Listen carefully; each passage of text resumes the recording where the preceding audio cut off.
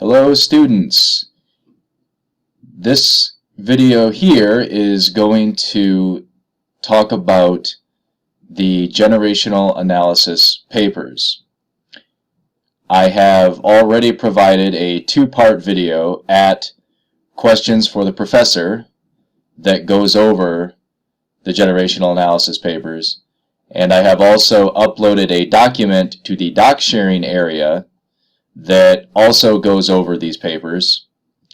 I emailed that document to all of you early in the course as well.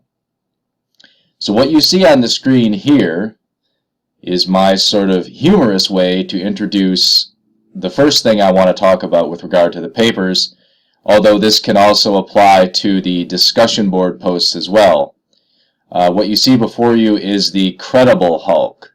Now, many of you will be familiar with the Incredible Hulk, who, as he gets angrier and angrier, gets stronger and stronger.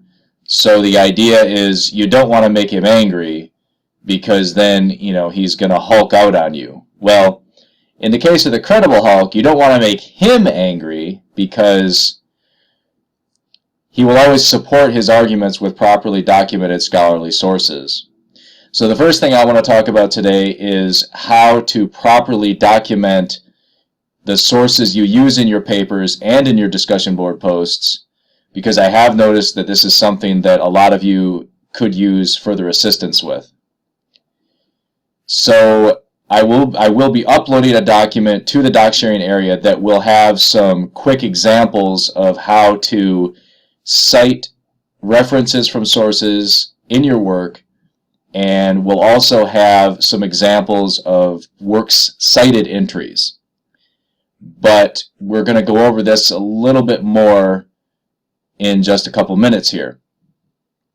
So without further ado, I'm going to take us now to the classroom, and we're going to take a quick look at the instructions for the paper assignments. Okay, so we're back, and now we are at the page for the second paper assignment. This is the assignment that is due this coming Sunday, January 24th, and this paper will focus on the GI generation, or the greatest generation.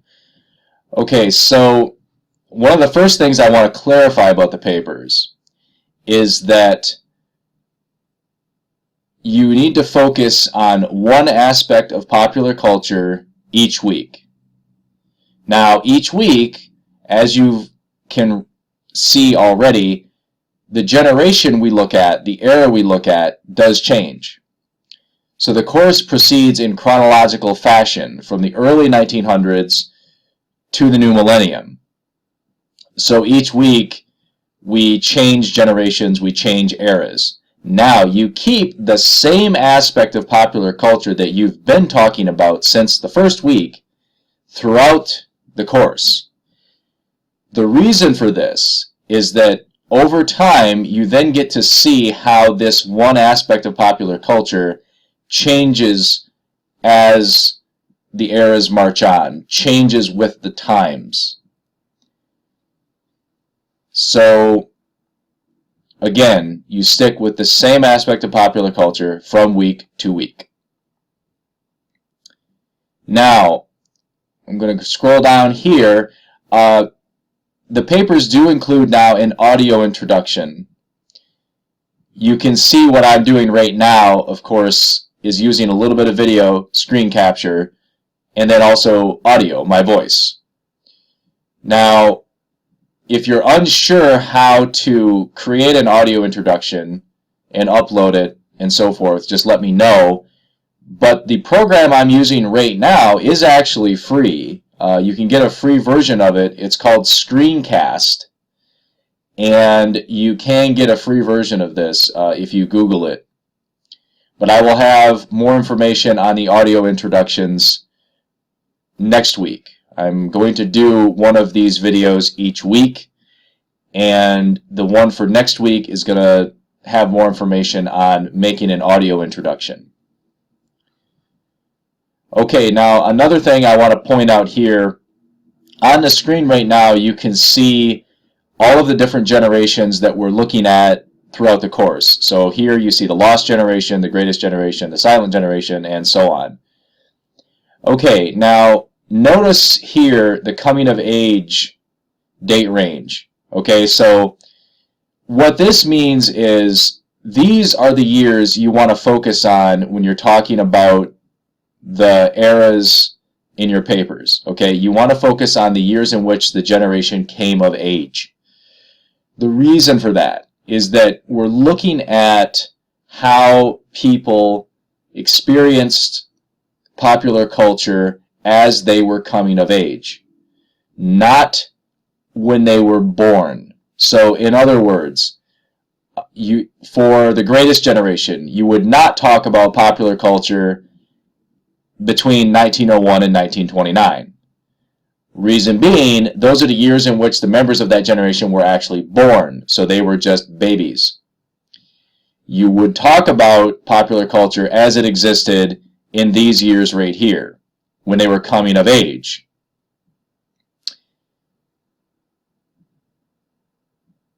Now, every assignment you do in the course includes a grading rubric right here, along with the instructions for the assignment.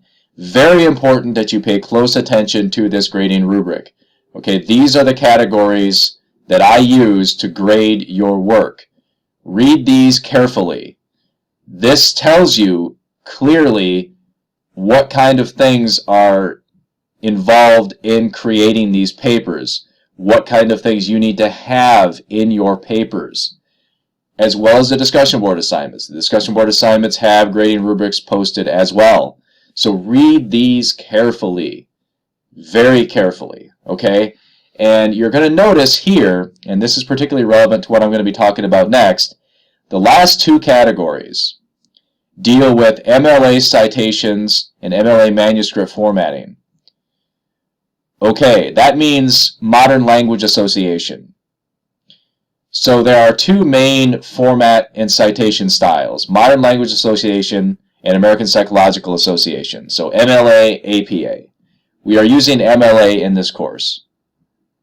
Now, some of you may not fully understand what a lot of this means, so that's why I am going to go over that in more detail coming up next.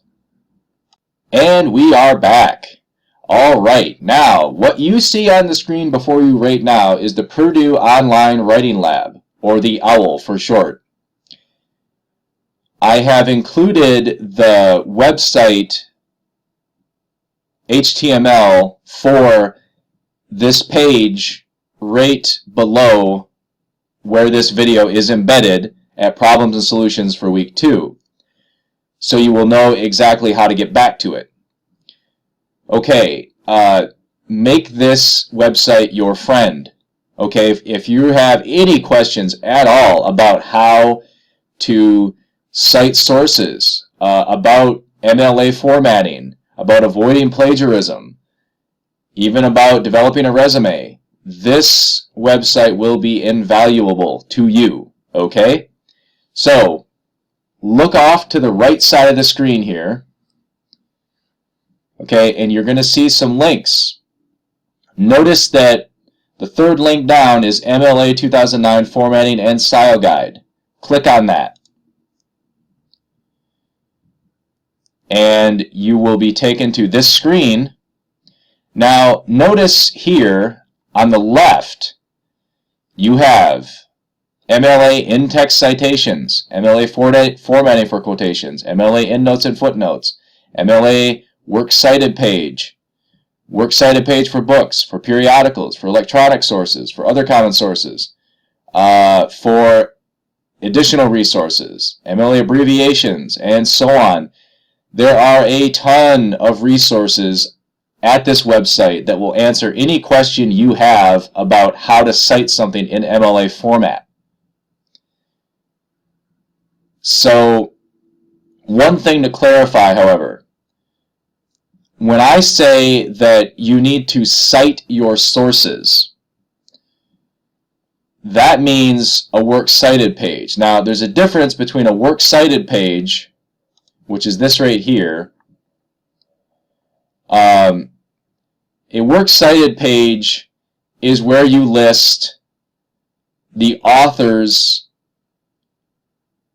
and publication information, etc., for a source that is in your paper.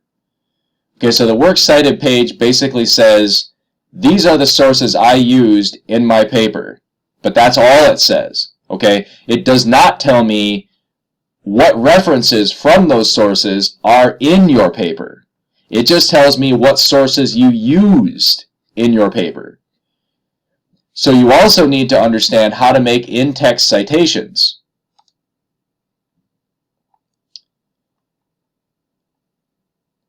So an in-text citation looks like this right here. Okay, you see the direct quote from the source, you see a page number. You see the introduction of the author here.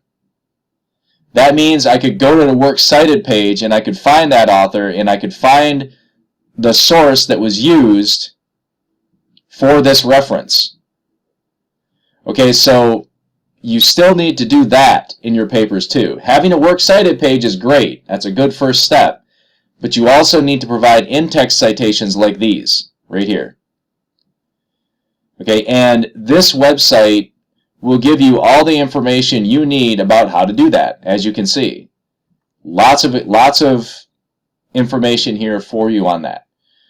Okay, so, and this was really my main intention this evening, was to let you know a little bit more about the papers, and in particular let you know a little bit more about MLA format. And I wanted to point out this website for you because I know that some of you will have questions about how to do some of these things, and this website will help you a great deal. You can also, of course, ask me any questions you may have about this. That's one of the reasons that I put these videos at the problems and solution pages, so that there's a discussion board right below them. So if you have any questions about anything you hear in the video, you can ask me right below on that discussion board. So please feel free to do that at any time. And if you have any questions, just let me know. But please do bear in mind that you have a lot of resources at your disposal for how to do these papers correctly and how to use sources and references from sources properly in your papers and in your discussion board posts.